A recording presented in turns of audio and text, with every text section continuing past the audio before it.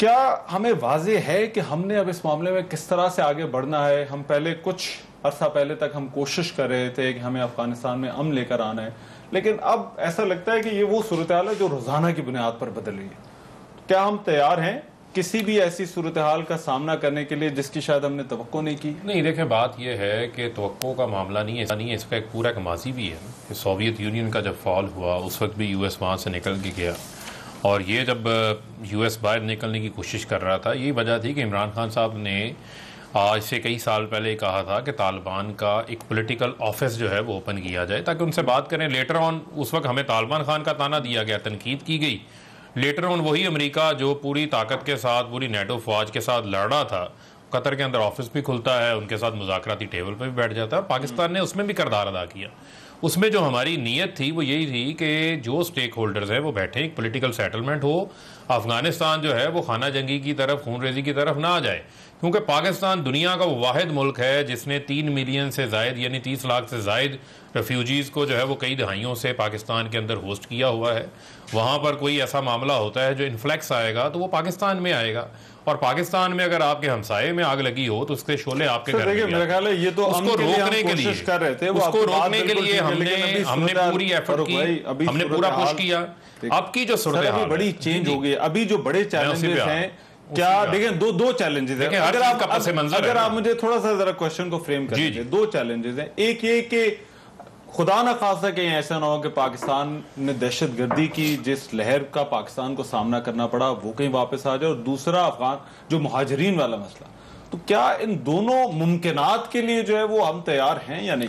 देखें, पहली बात तो ये है कि इसके लिए प्राइम मिनिस्टर साहब जो है उनकी हदायत के ऊपर पूरी एक हिकमत अमली जो है वो वज़ा की गई है कि हमने अपने बॉर्डर्स को कैसे मैनेज करना है, रेफ्यूजीज़ वाले मामले को कैसे मैनेज करना है, और उसके ऊपर हम दुनिया को ये तमाम चीज़ें कम्युनिकेट भी कर रहे हैं। उसी के पैरेलल आज भी हम ये कोशिश कर रहे हैं कि किसी तरीके से जो तमाम स्टेक होल्डर्स हैं वो मिल के बैठ जाएं और वहाँ पर मामलात उस नहज पे ना जाएं जिन कॉन्सिक्वेंसेस को हम डिस्कस कर रहे हैं आज यहाँ पे बैठ के। और हमने अपने बॉर्डर्स को भी सिक्योर करना है। जो फेंसिंग हम कर रहे थे वो फेंसिंग इसी मामले की पेशबंदी थी कि हमने अपने बॉर्डर्स को सिक्योर करना है, उसके ऊपर भी हमने काम किया।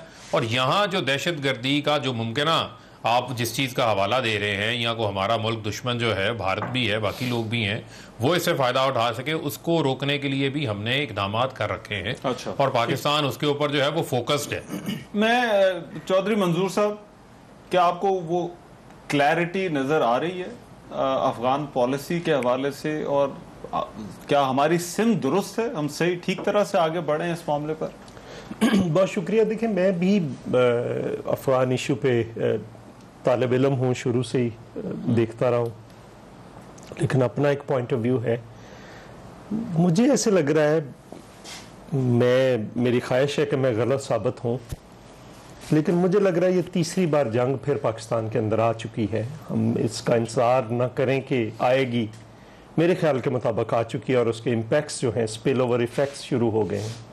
यहाँ पे जो जिस तरह से उस दिन वो वहाँ पे कोहिस्तान का जो कमांडर है उसने वो खुली कचहरी लगाई है, और उसके बाद ये इंसिडेंट हुआ है दासू के अंदर, और फिर कोयटा के अंदर जो रैली हुई है तालिबान की हमायत में, जिस तरह से डेड बॉडी आई है पेशावर में, और उस डेड बॉडी के साथ जिस तरह से नौजवान तालिबान के झंडे लेकर गए हैं कब्रिस्तान तक। और मुझे ये लगा कि इस बार पहली बार तो अमेरिका ने अपनी विक्ट्री डिक्लेयर की थी, भाग गए थे। अब विक्ट्री डिक्लेयर नहीं की है, ये सबको पता है। वो उन्होंने एग्जिट डील साइन की है, पीस डील साइन नहीं हुई। हमारी भी ये गलती है कि वो तो चले गए, लेकिन इस बार इतनी खामोशी से अमेरिका जा रहा है, मुझे वो हजम नहीं हो रही। अमेरिका की खामोशी मुझे समझ नहीं आ रही कि इतनी खामोशी से क्यों गया है वो। बट आपको पॉलिसी हुकूमत आगे बढ़ रही है, मुझे उधर हर पॉलिसी में मैं उधर वापस, आप सियासी आदमी हैं, सियासत में सियासतदान जो होते हैं वो अपने पॉलिसी के अहदाफ तो आपको क्लियर होते हैं कि आप इससे जो है वो किस सिमत की जानिब जो है वो जा रहे हैं, तो वो आपको वहां पर क्लैरिटी नहीं। मैं देखे ना, वही बगराम एयर बेस तो उन्होंने तालिबान के हवाले किया है, और जिस तरह से वो वहां पे कर रहे हैं, जिस तरह से बॉर्डर एरियाज जहां पे कभी नामो निशान नहीं था, वहां पे भी अगर तालिबान कंट्रोल कर रहे हैं तो वो कितनी देर रेजिस्ट करेंगे, एक बात। दूसरी बात यह है कि क्या हम उसका जो नताइज हैं हम उसके लिए तैयार हैं? दहशतगर्दी का हमने कैलकुलेट किया है कि क्या होगा पाकिस्तान के अंदर। तालिबान अगर मुकम्मल उधर कामयाब होते हैं तो वो क्या पाकिस्तान जो समझ रहा है इस वक्त क्या वैसा होगा, या उसके रिवर्स? मुझे लग रहा है कि इस बार कहीं रिवर्स ना हो जाए पॉलिसी। जो मुझे अमेरिकियों का जो बिहेवियर है उससे लग रहा है, चूंकि वो चाइना को और पाकिस्तान को के अगेंस्ट कहीं तालिबान को तो नहीं इस्तेमाल करेंगे। ये सबसे अहम सवाल है आने वाले। मैं इस पे आता हूं क्योंकि दहशतगर्दी वाले इशू पे बात करनी है, मगर इम्तियाज गुल साहब ये सूरत हाल ऐसी है कि इसमें हर रोज शायद जो है वो डेवलपमेंट हो रही है और बहुत ही गैर यकीनी है कि अभी आगे क्या होना है। मगर आज जो अफगानिस्तान की तरफ से इल्जामात लगे हैं अशरफ गनी, और जो कल रात को शायद अमरुल्लाह सालेह ने जो सोशल मीडिया पर जो है वो अपनी ट्वीट जो है वो की, क्या इनका जवाब है इन इल्जामात का? देखिए उस पर रहमान हम हैरान क्यों होते हैं इस पर। चाहे अशरफ गनी साहब हैं चाहे अमरुल्लाह सालेह हैं, उनका अपना एक मखसूस नुक्ता नज़र है पाकिस्तान के हवाले से, शुरू से रहा है। अशरफ गनी साहब ने दिसंबर 2016 में हार्ट ऑफ एशिया कॉन्फ्रेंस थी अमृतसर में, वहाँ पे हमारे बुजुर्ग सियासतदान सरताज अजीज़ साहब उस वक्त नेशनल सिक्योरिटी एडवाइजर, उनकी मौजूदगी में उन्होंने उंगली उठा के अशरफ गनी ने कहा कि सरताज अजीज़ साहब आप जो हमें $500 मिलियन देना चाहते हैं वो आप पाकिस्तान के अंदर दहशतगर्दी के ख़ात्मे के लिए लगाएं। तो अगर उन्होंने आज उज़्बेकिस्तान ताशकंद में ये बात की है तो ना वो हैरानगी की बात है ना अमरुल्लाह सालेह साहब के। अमरुल्लाह सालेह साहब तो बिल्कुल उनको पक्का यकीन है कि चाहे कोयटा है, पेशावर है, हमारे पड़ोस है, कि इनके तालिबान के ताने बाने उसके साथ मिलते हैं। अब कतई नज़र इसके कि वो सही है या गलत है, अपना उनका एक मखसूस नुक्ता नज़र है और वो नुक्ता नज़र बिकता है मगरिब में भी, वही नुक्ता नज़र की प्रोपेगेशन एम्पलीफिकेशन जो है वो भारत करता है, और उसी बुनियाद पे भारत ने आज तक सिवाय एक दो राब्तों के तालिबान से नहीं किया, बल्कि खुल्लम खुला वो उनको टेररिस्ट कहते रहे हैं। ये वही ज़बान है जो कि अशरफ गनी साहब ने कहा, अमरुल्लाह सालेह ने कहा, हमदुल्ला मुहिब ने कहा। तो इस पे ये बिल्कुल एक इस वक्त समझे कि ये इल्ज़ामात जो हैं एकसानवी हैसियत रखते हैं। असल मसला है कि पाकिस्तान, जो आपने सवाल उठाया कि पाकिस्तान तैयार है कि नहीं, पाकिस्तान मेरा ख्याल है कि तैयार होना चाहिए, इसलिए कि अमरीकी सदर बाइडन ने 14 अप्रैल को जब इनखला का ऐलान किया, उस तकरीर की थी, उसमें बड़े वाज़ेह इसके लिए कह रहे हैं इनखला मतलब नहीं, मैं नताइज भुगतने अच्छा नताइज के लिए वो, क्योंकि दो चीजों की मैंने बात की ना, मैंने दहशतगर्दी का कहा था जी, मैं उसी तरह मुझे भी एक मिनट दे, मैं उस पर उस तकरीर में उन्होंने जो बाइडन ने बड़ा वाज़ेह कर दिया था कि ज़्यादा अहम तरजीह उनकी जो है, बड़ा चैलेंज है, वो एक उभरते हुए चीन की तरफ से होने। अब उसमें बड़ा वाज़ेह इशारा दे दिया। फिर G7 का समिट हुआ 12-13 को बरतानिया में, वहाँ भी उन्होंने चीन के मुकाबले पे BRI के बेल्ट एंड रोड इनिशिएटिव के मुकाबले में बिल्ड बेटर वर्ल्ड एक और इनिशिएटिव B2W। अच्छा, उसका लुब ये है कि चीन और उसके जितने भी इस इलाके में हम ख्याल मुल्क हैं, उन्हें अब एक नई प्रॉक्सी जंग के लिए तैयार होना पड़ेगा। और ये जो कुछ हमने देखा है दासू में, ये उसका आगाज है। तो आपको प्रॉक्सी जंग का आगाज आपको नजर आ रहा है। बट फरूक एक और प्रॉक्सी को ऐड कर लें फिर वो है अलकायदा की और दाइश की।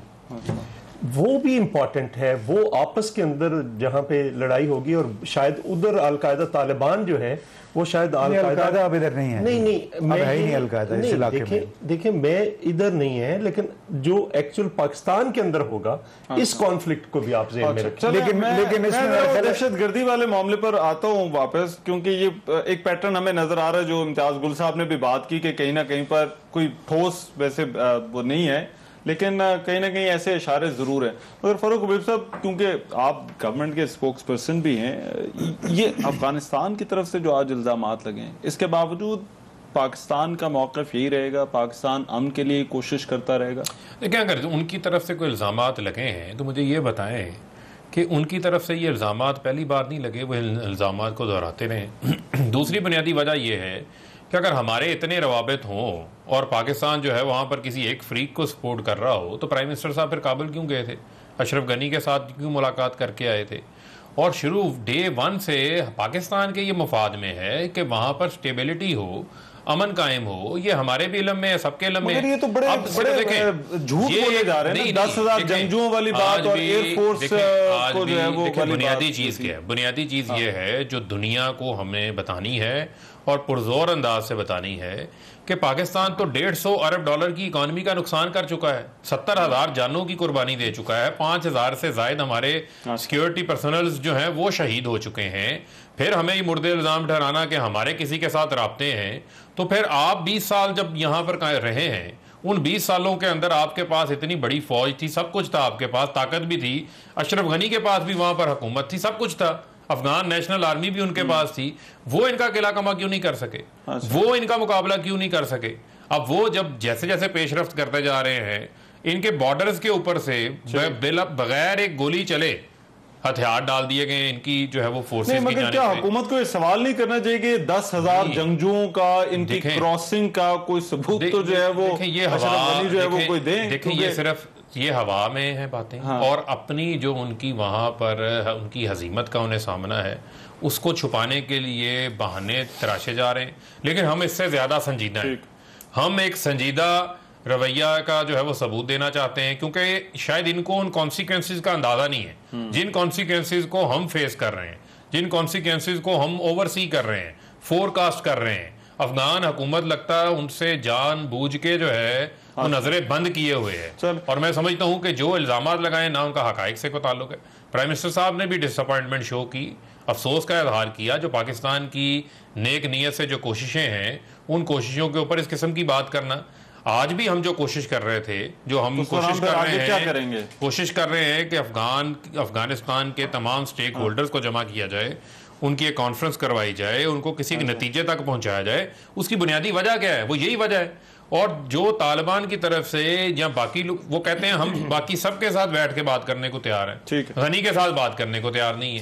तो इनको भी तो देखना पड़ेगा ना अपना किबला। अब हमें भी ये फैसला करना है कि हमारे लिए आगे का रास्ता जो है वो क्या होना चाहिए। मैं एक ब्रेक के बाद जरा इस पर आते हैं, गुफ्तगू हमारी जारी है, क्योंकि बहुत बड़ा चैलेंज है पाकिस्तान की, एक तो दाखिली सिक्योरिटी के लिए भी, और फिर जाहिर बात है जो सरहद पर सूरत हाल बन रही है वो पाकिस्तान पर किसी न किसी तरह से जरूर असरअंदाज हो।